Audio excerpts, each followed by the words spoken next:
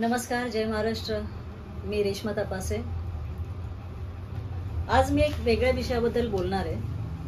विषय आहे labour act.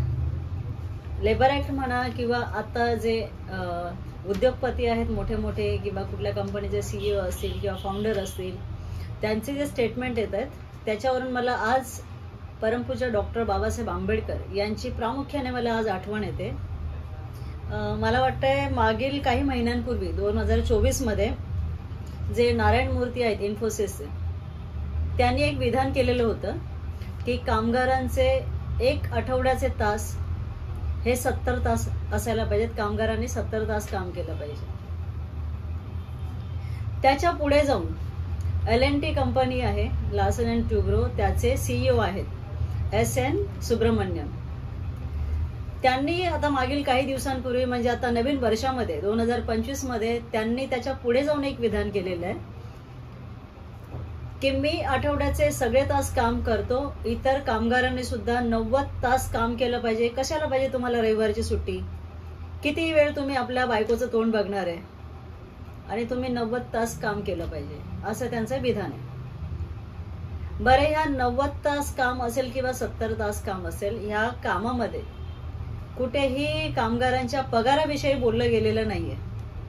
या स्टेटमेंटमध्ये जर तुम्ही बघाल, याच्यामध्ये कुठेही कर्मचाऱ्यांच्या पगाराबद्दल कुठलंही स्टेटमेंट नाहीये की तुम्ही एवढे तास काम केले तर तुम्हाला एवढं वाढवून मिळणार आहे, असं कुठल्याही प्रकारचं स्टेटमेंट नाहीये.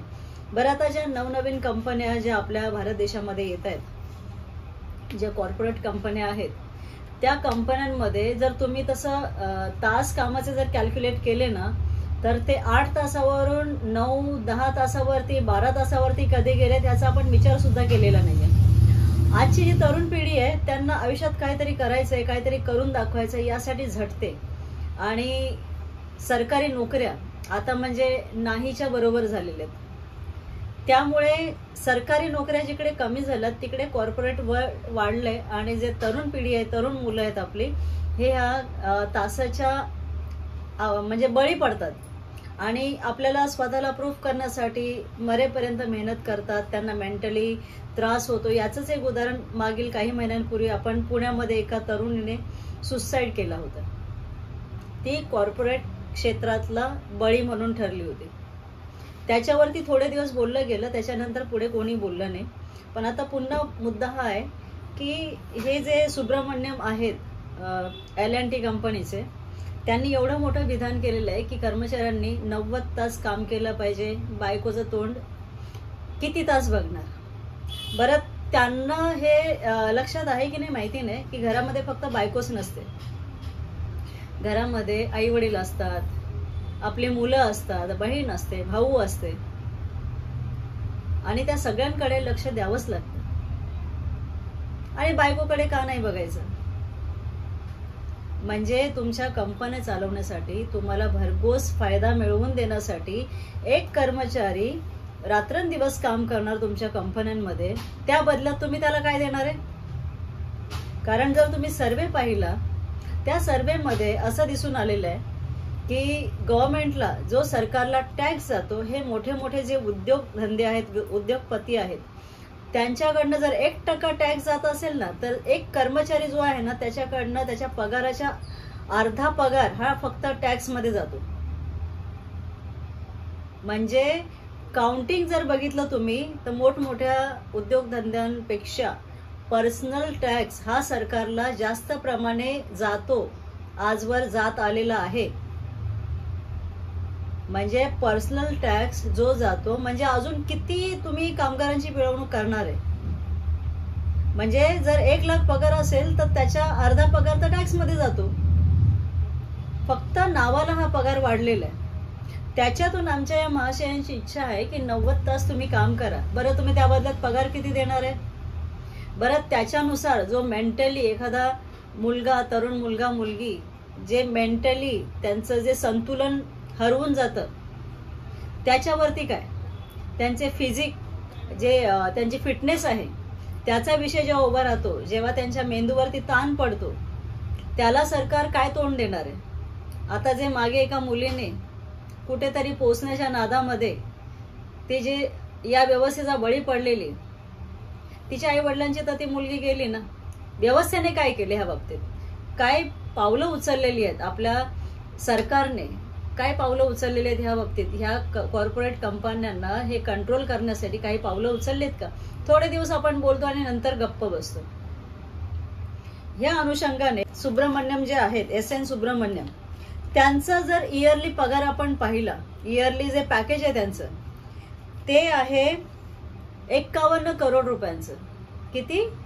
इयरली पॅकेज हे 51 करोड रुपयांचं आहे. म्हणजे जर इतर कर्मचाऱ्याच्या तुलनेत जर तुम्ही पाहिलं ना, एका कर्मचाऱ्याच्या जवळजवळ 534 पटीने हा पगार त्यांचा वाढला जातो. तर ह्या पगाराचा एका कर्मचाऱ्याच्या पगाराबरोबर काही तुलना होऊ शकते का? मला सांगा. या अनुषंगाने मला डॉक्टर बाबासाहेब आंबेडकरांनी काही लेबर ऍक्ट बनवलेला होता, काही कायदे बनवलेले होते कामगारांच्या हितासाठी. त्यावेळेला त्यांना कामगारांची पिळवणूक, आज जसं हळूहळू सुरू चाललंय ना कामगारांची पिळवणूक, मग तो कुठल्याही क्षेत्रातला असो, तो कॉर्पोरेट वर्ल्ड मधला असेल, नाहीतर तो रस्त्याचा माथाडी कामगार असेल, कुठलाही कामगार असेल, आज सुरुवात झाली आहे पुन्हा पिळवणूक होण्याची. तर त्यावेळेलाही असं होतं, त्यावेळेला डॉक्टर बाबासाहेब आंबेडकरांना दिसत होतं की कामगारांची पिळवणूक होते, उद्योगपती जे आहेत ते आणखीन श्रीमंत होत चाललेत, कामगाराची पिळवणूक होऊन तो अजून गरीब होत चाललाय. त्यावेळेला डॉक्टर बाबासाहेब आंबेडकरांनी लेबर ऍक्ट बनवलेला होता आणि त्या ऍक्ट खाली त्यावेळेला लेबर 14 तास काम करायचे दिवसाचे. बाबासाहेबांमुळे ते 14 तासाचे 8 तास काम केलं, कारण शेवटी प्रत्येकाचा फिटनेस हा खूप जरुरी आहे, मेंटली असेल किंवा शारीरिक असेल. तर ह्या प्रामुख्याने हा जो लेबर ऍक्ट आहे ना, ह्याची मला आठवण करून द्यायचे, जे 8 तास कामाचे होते, रविवारची एक सुट्टी ही असलीच पाहिजे. बरं, आमचे हे सुब्रमण्यम म्हणतात की तुम्हाला रविवारची सुट्टी कशाला पाहिजे?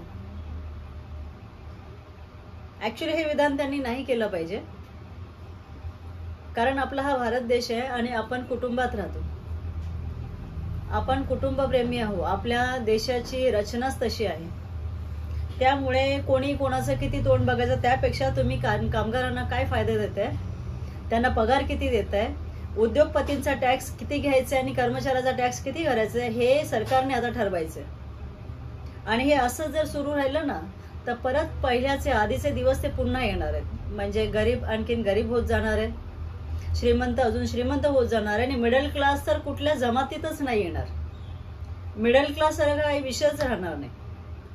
तेव्हा मला असं वाटतं की आताची तरुण पिढी आणि आता येणारी पिढी, ह्या पिढीसाठी ही धोक्याची घटना आहे. कारण हे असे विधान जे येत आहेत ना, तर आजच्या पिढीसाठी, तरुण पिढीसाठी, जे आपण देशाचं भविष्य म्हणतो, यांच्यासाठी सरकारने काही विचार केले पाहिजेत आणि कामगारांसाठी प्रामुख्याने ह्या विषयावरती लक्ष घातलं पाहिजे. अजून कोणाचाही कॉर्पोरेट बळी जाता कामा नये. आणि जे जबाबदार व्यक्ती आहेत, कुठल्याही कंपनीचे असतील, कुठलेही राजकीय असतील किंवा कुठलेही क्षेत्रातले पुढारलेले व्यक्ती असतील, त्यांनी असे स्टेटमेंट देण्याच्या आधी प्रामुख्याने सगळ्या गोष्टीचा सर्वांगीण असा विचार केला पाहिजे असं मला वाटतंय. याच्यावरती सगळ्यांनी विचार करा आणि तुमचं मत काय ते मला माझ्या कमेंटमध्ये टाका. व्हिडिओ बघितल्याबद्दल धन्यवाद. जय हिंद, जय महाराष्ट्र.